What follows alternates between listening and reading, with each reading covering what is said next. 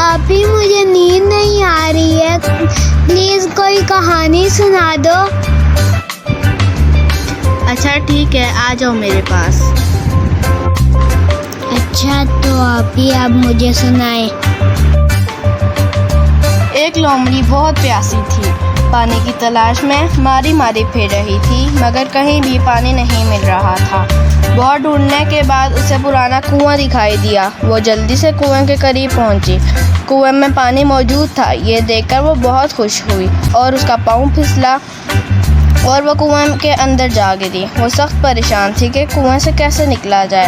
اچانک اسے کنویں کے پاس ایک بکری دکھائی دی۔ اس نے بکری سے کہا، پانی پینا ہے تو کنویں میں آ جاؤ۔ بکری نے پوچھا، پانی کیسا ہے؟ تو لومڑی نے جواب دیا، پانی بہت ٹھنڈا اور میٹھا ہے۔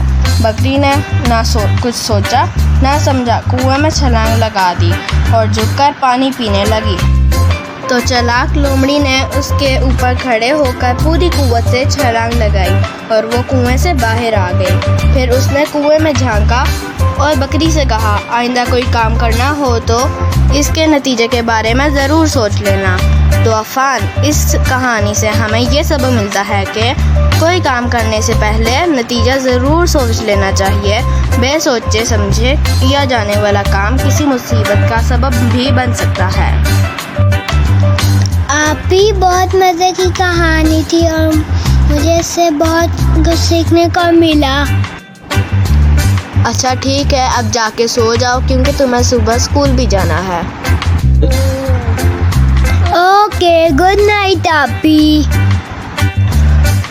Good night, C you tomorrow.